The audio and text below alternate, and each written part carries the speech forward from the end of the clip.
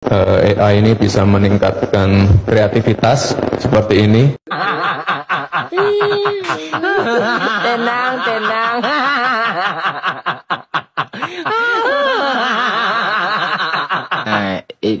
Ini parah nih.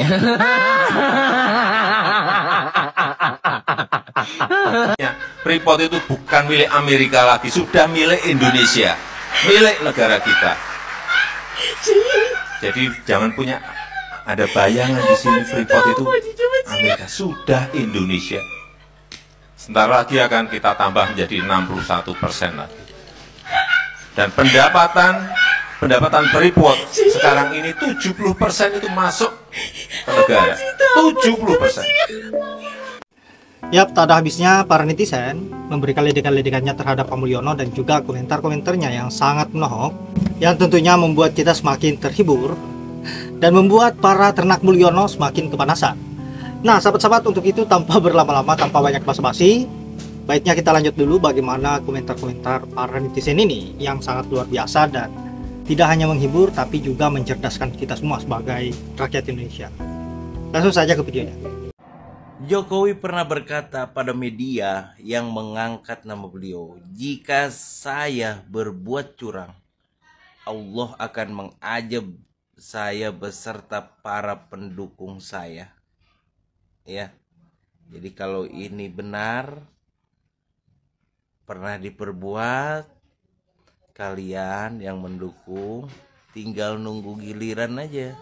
Alamak, ngeri kali. Ya baik-baik saja. Baik-baik saja, tapi masih dalam. Salam demokrasi. Aku cuman mau ngingetin. Selamat ya, mantan Presiden Mulyono sudah baikan ya. Dari alergi kulit yang membuat kulitmu gatal-gatal, sekarang sudah baik, sudah fresh, sudah segar. Selamat. Tapi yang tidak baik itu sekarang adalah kondisi politik di Indonesia. Anda pun pasti tahulah, mengikuti berita baik dari online maupun mainstream. Berita yang paling hot adalah tentang Anda sendiri dan juga anak Anda, yaitu dugaan ijazah palsu. Itu sedang diusut. Kalau memang terbukti, bisa gawat negara ini. Seorang mantan presiden, seorang mantan pemimpin negara memiliki ijazah yang palsu. Luar biasa kan? Sudah memenuhi unsur pidana dan bisa dibawa ke ranah hukum. Meskipun kecil kemungkinan, tapi tetap aja ada kemungkinannya kan? Kalau memang itu terbukti.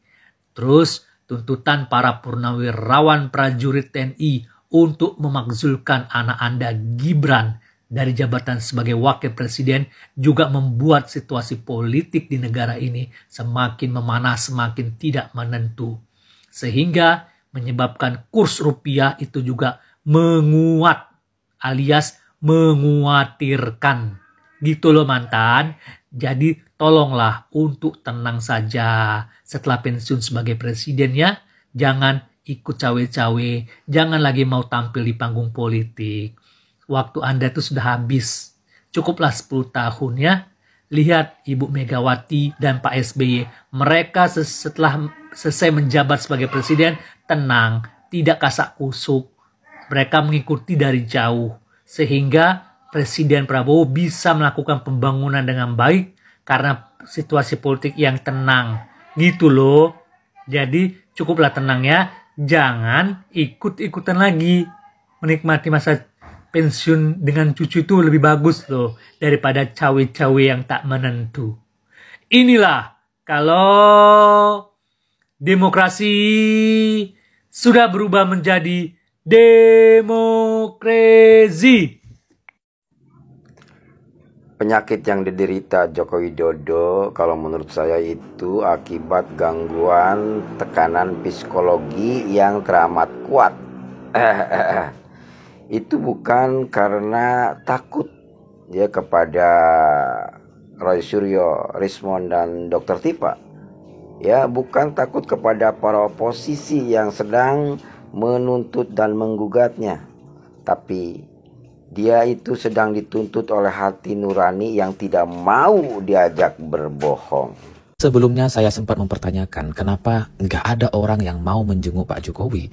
Padahal Pak Jokowi ini ya punya banyak sekali anggota atau orang-orang yang pernah dia bantu dalam 10 tahun terakhir.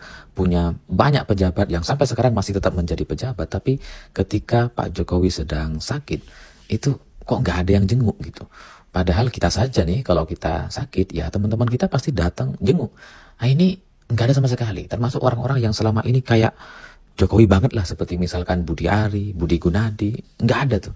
Mereka nggak muncul di Solo dan nggak ada ucapan semoga lekas sembuh dan sebagainya. Bahwa kemudian kemarin dalam perayaan hari ulang tahun yang ke-64 warga berdoa supaya Pak Jokowi segera sembuh, ya itu kan doa warga gitu. Mestinya kan orang-orang yang dekat dengan Pak Jokowi atau orang-orang yang sudah dibantu ini juga melakukan hal yang serupa. Tapi setelah saya sempat mempertanyakan, akhirnya kemarin akhirnya ada Pratikno dan Pak Muhadjir yang datang berkunjung ke Solo dan nampaknya keduanya ingin menjenguk Pak Jokowi atau ya bersilaturahmi dan melihat langsung kondisi kesehatan Pak Jokowi seperti apa. Meskipun itu tidak disampaikan secara terbuka gitu. Dan ketika Pak Pratikno datang ke Solo untuk menjenguk Pak Jokowi, itu agak unik karena setelah sejam bertemu dengan Pak Jokowi, Pratikno langsung keluar rumah dan nggak ada pernyataan apa-apa. Jadi ketika keluar dari rumah Pak Jokowi langsung naik mobil dan ya nggak sempat menyapa wartawan, nggak sempat menjawab pertanyaan apapun. Jadi tidak ada pernyataan sedikit pun dari Pak Pratikno. Sementara Pak Muhadjir juga datang ke rumah Pak Jokowi di waktu yang hampir bersamaan meskipun berbeda.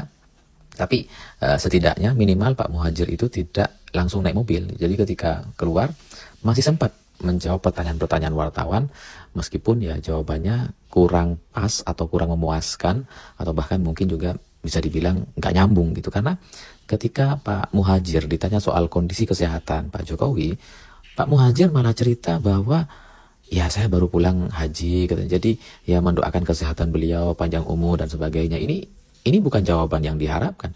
Ini bukan jawaban yang pas atas pertanyaan yang disampaikan oleh wartawan. Wartawan nanyanya kan bagaimana kondisi kesehatan Pak Jokowi, dan Pak Muhadjir sebagai orang yang sudah ketemu dengan Pak Jokowi kan harusnya bisa menjelaskan, ya setidaknya adalah penjelasan atau ya pernyataan Pak Jokowi yang bisa dikutip dari kondisi atau kesehatan Pak Jokowi yang terbaru sekarang. Tapi ya Pak Muhadjir tidak menyampaikan apa-apa dan jawaban yang disampaikan itu adalah jawaban yang kalau dalam ujian ya pasti salah itu. Itu pasti jawaban yang nggak ada nilainya gitu. Bahwa beliau katanya datang dalam rangka ulang tahun Pak Jokowi ya, karena sudah pernah membantu selama 10 tahun, sudah pernah menjadi bawahannya. Ya oke, itu cukup bisa diterima karena memang Pak Jokowi baru ulang tahun beberapa hari yang lalu. Meskipun sebenarnya kita lebih berharap atau lebih menerima kalau alasan kedatangannya adalah untuk menjenguk Pak Jokowi yang sedang sakit gitu. Bukan karena hari ulang tahun ya, tapi ya sekalian mungkin ya. Tapi ya dari apa yang disampaikan oleh Pak Muhadjir ini kayak tidak cukup pas gitu ya. Kenapa tidak beralasan menjenguk karena Pak Jokowi sakit? Karena kan sebenarnya itu lebih baik gitu ya. Dalam Islam ya lebih dianjurkan seperti itu. Dan ya kalaupun misalkan pada akhirnya Pak Muhadjir tidak memilih untuk menjawab seperti itu, yaitu ya mungkin pilihannya masing-masing gitu ya. Mungkin ada semacam sebuah pesan, sebuah kabar kepada masyarakat, kepada publik bahwa ya mungkin keluarga Pak Jokowi tidak mau untuk diketahui sedang sakit. Mungkin pesan itu yang coba ingin disampaikan, meskipun sampai sekarang semua orang menanyakan dan bisa menyaksikan secara langsung bahwa Pak Jokowi memang tidak baik-baik saja gitu.